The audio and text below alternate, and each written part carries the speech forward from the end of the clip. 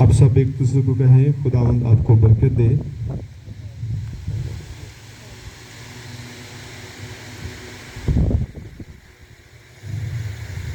خدا کے جلال کے لیے بھی تالیاں بجائیں گے اور اس کو ویلکم کرتے ہیں کیونکہ وہ اپنے وعدوں کے موافق یہاں پر موجود ہے. خداوند نے فرمایا جہاں بھی 2 یا 3 میرے نام سے جمع ہے میں ان کے درمیان موجود ہوں. سو میرے عزیزو، جب خدا آپ کے درمیان موجود ہے تو آپ کو کسی بھی طرح کی پریشانی نہیں ہونی چاہیے، کیونکہ آپ کے ساتھ جو ہے وہ ساری کائنات کا خالق اور مالک ہے.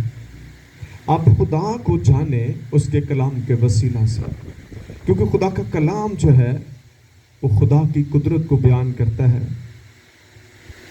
اور آج بہت سارے لوگ جو ہیں وہ کلام سے بے بہرا ہیں، اس لیے وہ ٹھوکریں کھاتے ہیں، وہ ادھر ادھر بھاگتے رہتے ہیں، لیکن وہ خدا کے کلام پر یقین نہیں کرتے. کیونکہ خدا کا کلام جو ہے اس میں آپ کی تمام ضرورتوں کا خدا نے حل رکھا ہوا ہے. آج ہم اپنے مسائل میں سے نکلنے کے لیے دنیا کے پیچھے جاتے ہیں کہ کوئی ایسا شخص مجھے مل جائے جو میرے دکھوں کو جانے، جو مجھے ان مسائل میں سے نکالنے میں میری مدد کرے. اور دنیا میں کوئی بھی ایسا شخص موجود نہیں ہے جو آپ کے مسائل کو حل کر سکے. صرف اور صرف خدا ہی ایک واحد ہستی اور ذات ہے، کیونکہ اس نے آپ کو تخلیق کیا ہے، آپ کو اس نے بنایا ہے، وہ آپ سے پیار کرتا ہے، وہ آپ کی ہر طرح سے فکر کرتا ہے. آپ کو اس کے پاس آنے کی ضرورت ہے، اور پاس آ کر پھر آپ نے اس کے ساتھ لپٹے رہنا ہے جب تک وہ آپ کو وہاں سے نکال نہ دے. ہم جلد بازی کرتے ہیں، بے صبرے ہو جاتے ہیں، صبر کا دامن چھوڑ دیتے ہیں، اس لیے مسائل جو ہے وہ کھڑے ہو جاتے ہیں. تو میرے عزیزو، کیونکہ خدا کے کلام میں ہم اس بات کو جانتے ہیں، اس بات کو پڑھتے ہیں کہ کلام میں لکھا ہے کہ ہر چیز کا ایک وقت جو ہے وہ خدا نے مقرر کیا ہے. آمین. ہر چیز کا، آپ کی بڑھوتی کا، آپ کی سرفرازی کا، آپ کی خوشحالی کا، آپ کی شفا کا بھی خدا نے وقت مقرر کیا ہے. تو ہمیں اس کے وقت کا انتظار کرنا ہے، کیونکہ انتظار کرنا ایک مشکل وقت ہوتا ہے، اور ہماری عادت نہیں ہوتی کہ ہم صبر کریں. تو ہمیں اپنی عادت میں اس بات کو شامل کرنا ہے کہ میں نے خدا کے اوپر ایمان رکھ کر صبر کرنا ہے. جب اس کا وقت آئے گا تو وہ آپ کو ان مسائل میں سے بھی نکالے گا، آپ کو سرفراز کرے گا، آپ کو بلیس کرے گا. سو آئیں کلام میں سے ہم اس بات کو جانیں گے اور پڑھیں گے. زبور 40 کی پہلی 2 آیات کو ہم کلام مقدس میں سے پڑھیں گے. میں نے صبر سے خداوند پر آس رکھی، اس نے میری طرف مائل ہو کر میری فریاد سنی. اس نے مجھے ہولناک گڑھے سے اور دلدل کی کیچڑ میں سے نکالا، اور اس نے میرے پاؤں چٹان پر رکھے اور میری روش قائم کی. کلام مقدس کے پڑھے سنے جانے سے ہم سب پر خدا کی برکت ہو. آمین. سب بولے آمین. سو کلام میں ہم نے اس بات کو پڑھا ہے کہ خدا کا بندہ مقدس داؤد نبی جو ہے وہ یہ بیان کر رہے ہیں زبور 40 میں نے صبر سے خداوند پر آس رکھی. آمین. کس کے ساتھ؟ صبر کے ساتھ. کیونکہ صبر جو ہے وہ آپ کے لیے باعث برکت ہوتا ہے. اس لیے ہمیں کبھی بھی کسی بات کے لیے جلد بازی نہیں کرنی. کلام ہمیں بیان کرتا ہے کہ بس خدا کے قوی ہاتھ کے نیچے فیروتنی سے رہو تو وہ تمہیں وقت پر کیا کرے گا؟ سر بلند کرے گا. آمین. وقت پر کیا کرے گا؟ سر بلند کرے گا. جو لوگ خدا کو جان جاتے ہیں وہ جلد بازی نہیں کرتے، وہ دکھوں میں سے گزرنا سیکھتے ہیں. کیونکہ دکھ جو ہیں وہ ایک بڑا آپ کے اندر بیداری لانا چاہتے ہیں. کیونکہ اگر دکھ مصیبتیں پریشانیاں نہ ہو تو کوئی بھی خدا کے پاس نہیں آئے گا. آج لوگ جب بیمار ہوتے ہیں تب خدا کے پاس آتے ہیں، جب تندرست ہو جاتے ہیں پھر وہ بھاگ جاتے ہیں. تو اس لیے لوگ جو ہیں وہ مستقل مزاج نہیں ہیں. آپ کو خدا کے ساتھ مستقل مزاج ہو کر چلتے رہنے ہیں، چاہے دکھ ہوں، چاہے مصیبتیں ہوں، چاہے پریشانیاں ہوں، بیماریاں ہوں، تو بھی آپ خدا کے ساتھ چلتے رہیں، کیونکہ خدا وقت پر آ کر آپ کو ان مسائل میں سے نکالے گا. زبور 50:15 آیت میں کیا لکھا ہے؟ اور مصیبت کے وقت مجھ سے فریاد کر، میں تمہیں چھڑاؤں گا، تم میری کیا کرو گے؟ تمجید کرو گے. اب مشکل وقت میں، مصیبتوں میں، بیماریوں میں صبر بھی چلا جاتا ہے.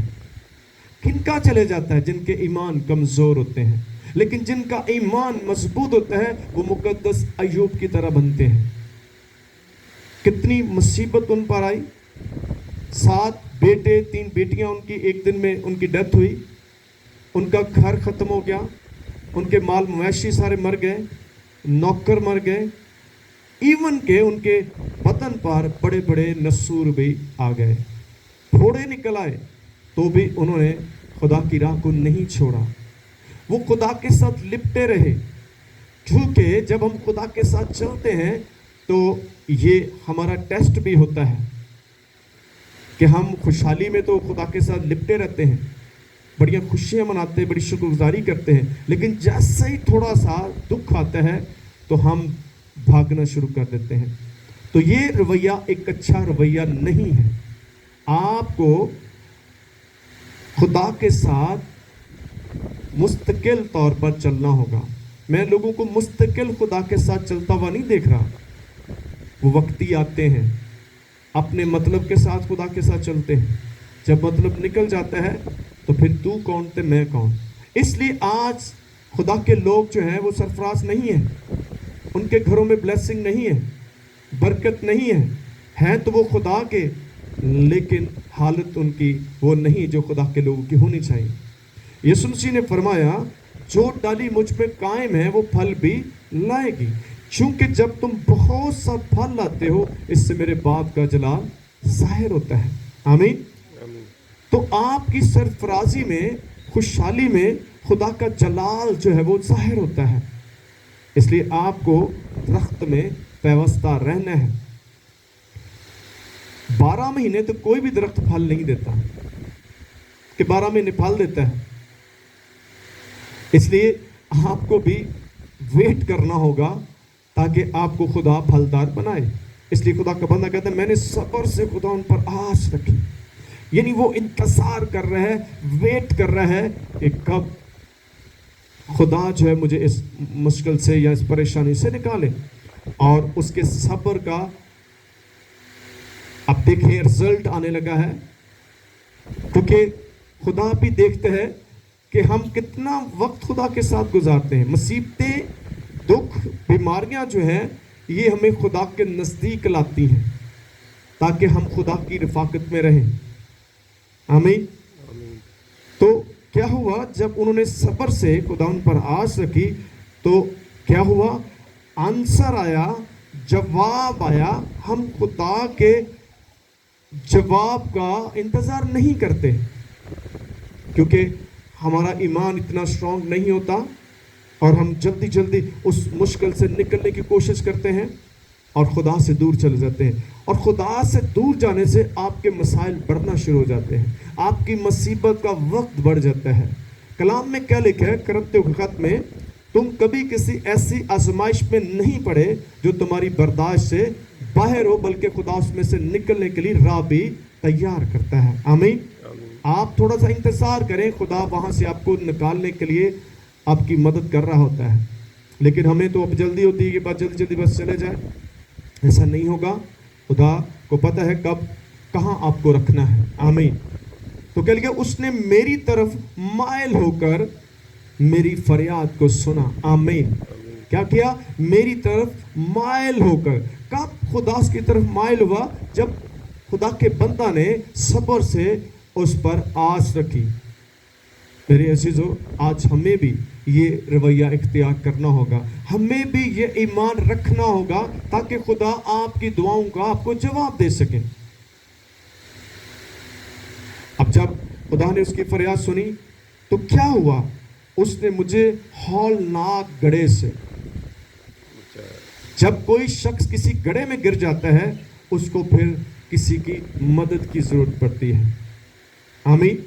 آپ خود اس گڑھے سے نہیں نکل سکتے، اور خدا سے بڑھ کر کوئی بھی آپ کو گڑھے سے نکال نہیں سکتا۔ آج کل تو لوگ آپ کو گڑھے میں پھینکنے کی کوشش کرتے ہیں۔ یوسف کے بھائیوں نے کیا کیا؟ اس کو ایک بڑے کنویں میں پھینک دیا۔ آج بھی ایسا ہوتا ہے، لیکن پھینکنے والے سے نکالنے والا بڑا ہے۔ آپ کو اس طرف دیکھنا ہے، آپ گھبرائیں نہیں، آپ ڈرے نہیں، آپ بے صبر نہ ہو، کیونکہ خدا بڑا ہے، وہ آپ کو جانتا ہے، اور اس نے مجھے بڑے ہولناک یعنی خطرناک گڑھے سے مجھے نکالا۔ آمین۔ اگر آپ بھی کسی خطرناک ہولناک گڑھے میں گرے ہوئے ہیں تو صبر کریں، خدا آپ کی مدد کرنے کے لیے آ رہا ہے۔ آمین۔ کیونکہ امثال کی کتاب میں لکھا ہے وہ راست بازوں کی مدد کے لیے تیار رہتا ہے۔ آمین۔ آپ راست باز بنے تو صحیح، آپ اس پر ایمان رکھیں تو صحیح، دیکھیں خدا آپ کو کس طرح سے سرفراز کرتا۔ اور دوسری بات ہے، اور دلدل کے کیچڑ میں سے نکالنا۔